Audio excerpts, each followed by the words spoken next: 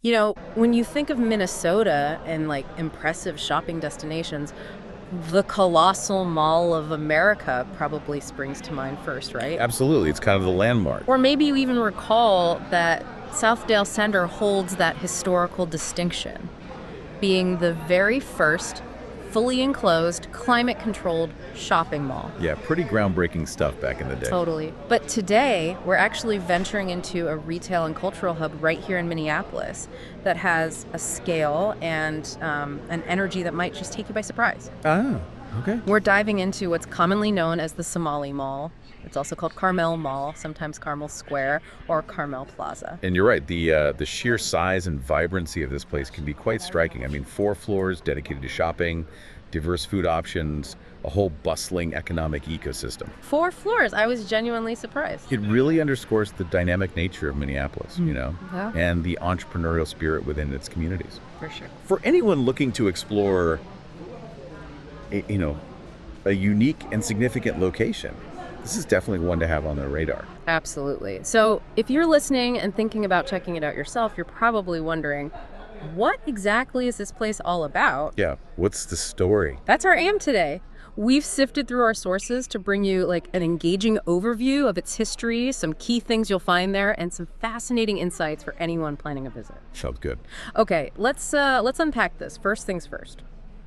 What are all the names this place goes by, and where exactly is it located? Right, so as you mentioned, it has a few names that seem to be used pretty interchangeably. Somali Mall, Carmel Mall, Carmel Square, Carmel Plaza. They all point to the same spot in Minneapolis. Okay.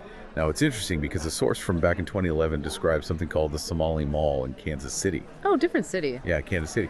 But it had a similar model, small vendors under one roof. There's Independence Boulevard and Olive Street there. So while that specific location is different and the scale in Minneapolis is much larger today, it kind of suggests that this idea of a consolidated marketplace serving the Somali community might have earlier roots or like parallels elsewhere. Interesting connection. So yeah, when we talk about the Somali Mall today, we're definitely focusing on the Carmel Mall in Minneapolis. Got it. So, picturing those earlier days, like around 2011 in the Minneapolis location, what kind of experience would someone have had then? What were the initial highlights? Well, even back then, according to that 2011 source, it had some distinctive characteristics. There was mention of a high-end store specializing in imported Somali goods, think textiles, maybe crafts, Okay. alongside offering money wiring services. And that detail, the money wiring, it's important. Why is that? It hints at those strong transnational connections within the Somali community, something we can touch on more later. That's right. Beyond this, like anchor store, the rest of the building was divided into roughly 15 smaller stalls, all operated by Somalis. Key installs. Okay. And what's fascinating here is the reported separation of spaces. There were distinct stalls and areas where men and women would congregate separately. That division, that sounds like a pretty significant cultural aspect. Can you elaborate on those early observations? What did they tell us about the community back then? Yeah, the source specifically mentioned a coffee shop that was primarily a gathering place for Somali men. A lot of them were taxi drivers, apparently. Ah, And the absence of women in those particular spaces was linked to cultural norms, where, it wasn't customary for respectable Somali women to frequent places like that back then. interesting cultural context. And it's also crucial to understand that most of the businesses, both inside what was then the mall and the independent stores nearby, were family owned and run. Family businesses. Yeah, some had been established for quite a while, maybe up to 11 years even then. So it wasn't just a place to buy and sell stuff. It sounds like it played a much broader role for the community, right? Precisely, yeah. For many Somalis who were newly arrived in Minneapolis, maybe had limited English skills or professional qualifications that weren't recognized here yet, these stores offered vital initial employment. A starting point. Exactly. Somali was the primary language used in these businesses, which created a comfortable and familiar environment. But even more than that, these spaces were essential community hubs. Hubs, how so? People would come together to share information, maybe about jobs, housing, community events, you name it, and just to maintain those crucial social bonds in a new country. Makes sense. What's fascinating is how Carmel Mall, even in its early stages, essentially began to recreate the social fabric of like a bustling Somali town center, but right within Minneapolis. Okay, so that gives us a glimpse into the early days. Pretty cool. Yeah. Now, how has this evolved into the The impressive four-story hub you mentioned earlier. This Reddit post you found really suggests a significant transformation. It certainly does. Yeah. While the Reddit post doesn't have a specific date, the details strongly suggest a more recent picture. It describes the mall experiencing, well, considerable success. Success leading to. Leading the owner to reportedly convert the entire first-floor parking ramp into over 50 additional retail spaces. Wow, wait, a parking ramp? Into 50 new stores just on one floor. Exactly. That dramatic expansion alone speaks volumes about the mall's growing importance and popularity. That's a massive increase in scale and activity. The post also hints at some significant individual economic success stories within the mall, doesn't it? Yes, there's an anecdote shared about a woman who reportedly earns $40,000 per month from her store inside the mall. $40,000 a month. Now, obviously, it's always wise to view individual reports like that with a degree of caution, but Sure, but still. But it certainly suggests the potential for real economic vitality and the ability for businesses to really thrive within Carmel Mall. The Reddit user also described the mall as an indoor bazaar, and I think that's just a perfect way to visualize it. An indoor bazaar, I like that. Yeah, imagine loads of small retail spaces just packed, floor to ceiling, with a huge variety of goods. It creates that immersive feeling like you're wandering through a vibrant, old-world market. I can just picture that lively, bustling atmosphere. But thinking practically, converting a parking ramp into actual shops, that must have involved some significant logistical hurdles, right? Electricity, water. Absolutely. The Reddit user touches on some of that, mentioning the need to install electricity throughout the new retail areas. Yeah, even that. And for the cafes and juice shops that have likely popped up in these new spaces, running water and plumbing would also be essential. So yeah, it suggests a pretty considerable investment in infrastructure to make that conversion work and support all those growing businesses. A major undertaking. And there's another really interesting detail in there. Someone reportedly sold their spot on an upper level for $46,000. Sold their spot, like the right to have a stall there. Seems like it, yeah. It hints at a potentially active internal market for retail space within the mall itself. Wow. Which really underscores its desirability and the perceived value of having a business presence there. It highlights how this space has become a significant economic engine for the community. It truly sounds like a thriving, dynamic ecosystem. Okay, now, let's kind of step back and consider the broader context. Carmel Mall isn't just an isolated phenomenon, is it? Not at all. It's clearly deeply connected to the significant Somali community that calls Minnesota home. That's absolutely right.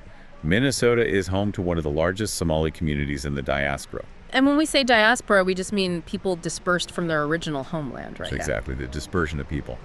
Estimates vary, but the 2015 census indicated around 57,000 people of Somali origin in Minnesota. Other estimates suggest the figure could be even higher, maybe up to 100,000. That's a huge community. It is, and the vast majority has settled in the Twin Cities metropolitan area, which makes Carmel Mall such a central hub within this larger community. And for you listening who might be curious, why Minnesota? There are several reasons, aren't there? Why Minnesota became such a significant destination for the Somali community? Yeah, several important factors played a role. Firstly, the presence of existing social networks was a major draw. Already having family or friends here. Exactly. It creates a welcoming environment for newcomers. Then, educational and employment opportunities were also significant attractions, plus access to various social services. Makes sense. And, Minnesota's relatively high standard of living and its long-standing reputation for hospitality or martasor in Somali, that also contributed to its appeal as a place to build a new life. It's also important to remember the journey, right? The journey many of these individuals took to get here.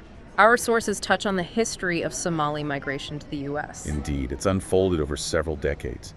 While there were small numbers of Somali sailors arriving way back in the 1920s and students seeking education from the 1960s, the most substantial wave of migration really began with the onset of the Somali Civil War in 1991.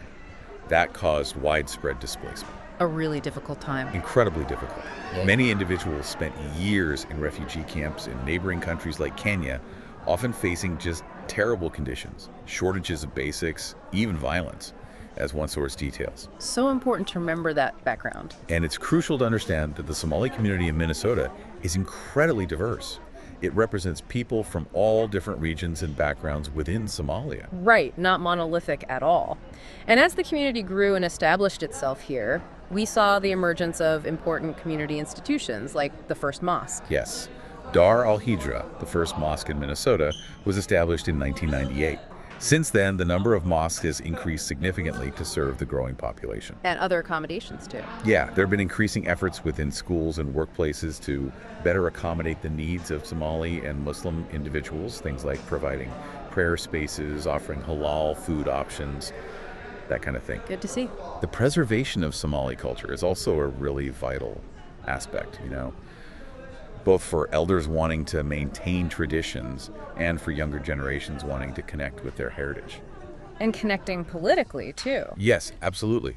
We're Yeah. seeing increasing civic and political engagement within the younger Somali community, which is a really positive development. Finally, it's important to remember that even as people build new lives and communities in Minnesota, those connections to their homeland often remain really strong, don't they? Absolutely. Somalis in Minnesota frequently maintain what we call transnational connections, meaning connections with those in Somalia and other parts of the world, often through remittances, sending financial support back to family members, and through travel, visiting relatives who might be displaced across the globe. So those ties remain important. Definitely. These ongoing connections play a significant role, both personally and in the broader economic landscape. So as we conclude our deep dive into this fascinating location, it's really clear that the Somali Mall, Carmel Mall, is much more than just a place to shop. Well, much more. For anyone in the Twin Cities looking for a unique experience, it sounds like a must-visit destination. Its impressive scale, that vibrant economic activity, it highlights its significance as a vital community hub. And a powerful economic engine right here in Minneapolis. Yeah. It truly is a testament to the resilience and the entrepreneurial spirit of the Somali community in Minnesota. Blending cultural traditions with modern economic activity in a really unique way. You can really sense that unique fusion, Somali culture and that entrepreneurial drive thriving within its walls, and it makes you think. How do places like Carmel Mall contribute to the ever-evolving character of our cities, our urban environments? In what ways do immigrant communities shape and enrich their new surroundings, creating these distinctive cultural and economic spaces for everyone to experience? It's a great question to ponder. Perhaps the best way to truly appreciate its atmosphere is, to visit Carmel Mall firsthand and just explore its vibrant energy. Definitely worth the trip. It's undoubtedly a significant and fascinating part of Minnesota's diverse story.